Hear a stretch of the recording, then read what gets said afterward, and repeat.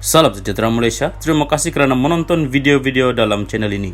Sebelum kita mula, jangan lupa untuk tekan tombol subscribe, share, like dan komen.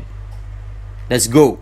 Salam sejahtera dan salam perpaduan kepada seluruh rakyat Malaysia dan pendengar berita panas hari ini dipetik dari Malaysia Kini bertajuk PM, orang beri kontrak pada anak, menantu kini cakap tentang ketulusan.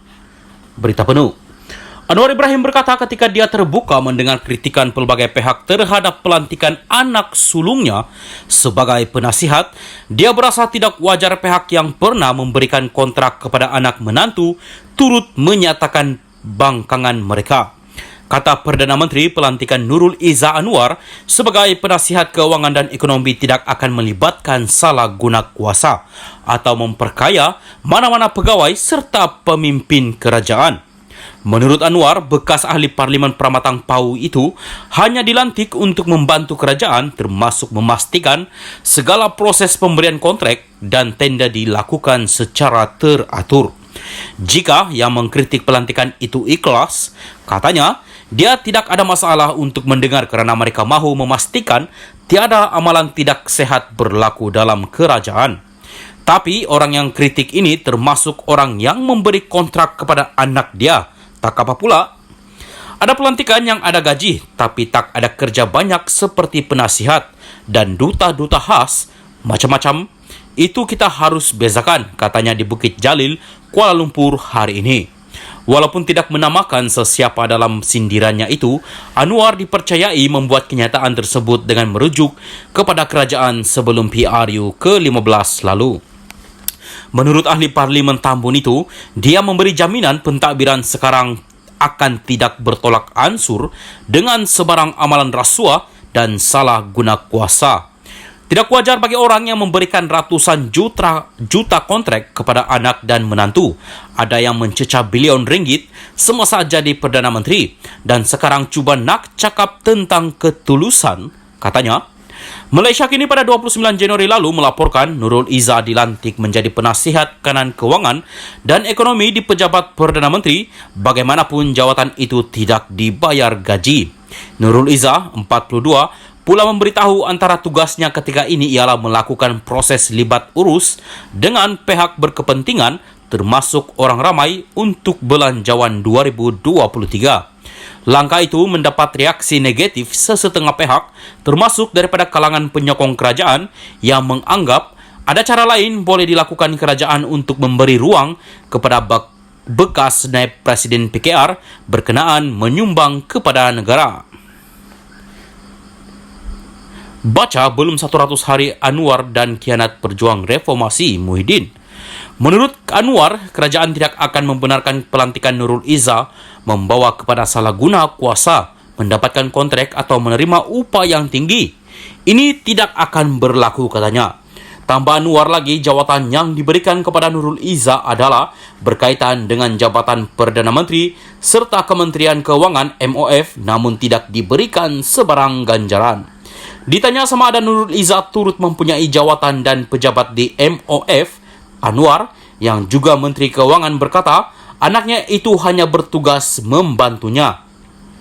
Tapi saya rasa kena carilah pejabat untuk dialah. Tak ada pejabat pun tak boleh kot, katanya. Salam sejahtera dan salam perpaduan kepada seluruh rakyat Malaysia dan pendengar berita panas malam ini dipetik dari Malaysia Kini bertajuk Parti Hijau Pelawak KJ, saran dia bertanding di Kota Damansara. Berita penuh. Parti Hijau, sebuah badan politik baru yang memberi tumpuan kepada isu alam sekitar, menjadi yang terbaru cuba memikat pemimpin UMNO yang dipecat Khairi Jamaluddin. Dalam satu kenyataan, setiausahanya Abdul Razak Ismail mempelawa bekas ketua pemuda UMNO itu supaya menyertai Parti Hijau dengan berkata sudah tiba masanya untuk Khairi meluaskan dimensi politiknya dengan memperjuangkan alam sekitar dan menyelamatkan hutan di negara ini.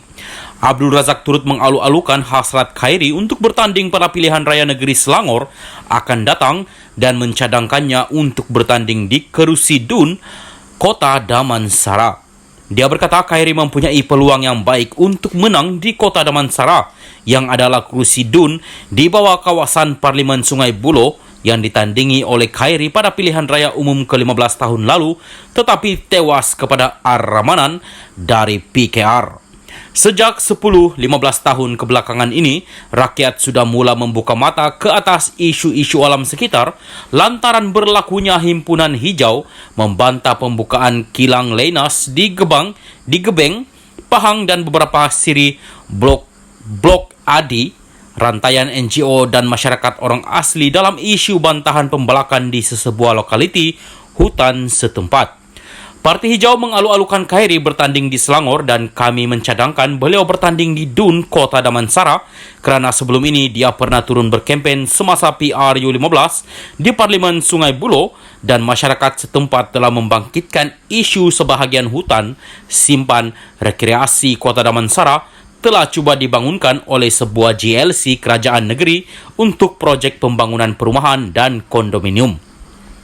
Bagus juga idea KJ ingin bertanding di Selangor yang syarat dengan isi pembantaian dan penggondolan hutan simpan seperti hutan simpan Kuala Langat Utara dan Selatan, hutan simpan Lagong dan beberapa lagi hutan simpan kekal dalam keadaan bahaya di Selangor untuk dibangunkan oleh kerajaan negeri Selangor, katanya lagi. Menurut Abdul Razak, rekod Jabatan Perhutanan Selangor menunjukkan terdapat 76 lokasi lain di negeri itu yang mempunyai hutan simpan dengan keluasan tanah seluas 250,000 hektar. Ini katanya memerlukan satu badan bertindak sebagai ombudsman untuk memantau aktiviti kerajaan negeri apabila melibatkan hutan simpan dan Parti Hijau bersedia memainkan peranan itu. Pencinta alam sekitar itu juga mendakwa ramai wakil rakyat Pakatan Harapan di sidang Dun sekarang umpama tikus untuk bangkit isu-isu penggondolan hutan-hutan simpan di negeri Selangor. Parti Hijau berpandangan Khairi akan diterima baik oleh pengundi di Dun, Kota Damansara kerana PRU15 yang lalu beliau tewas dengan majoriti tipis 2,693 undi dan kami berpandangan dia mempunyai ramai penyokong yang akan menyokong beliau dan boleh menang sekiranya beliau fokus dan aktif dalam isu penjagaan alam sekitar ini, kata Abdul Razak. Tambahnya, Khairi masih boleh memperjuangkan isu-isu lain seperti ekonomi, kebajikan golongan B40 dan miskin bandar di negeri ini. Jumaat lalu, Majlis Tertinggi UMNO memutuskan untuk memecat Khairi kerana didakwa mensabotaj UMNO semasa PRU15. Sejak dipecat, beberapa parti politik menyatakan kesediaan untuk menerima bekas Menteri Kesehatan itu.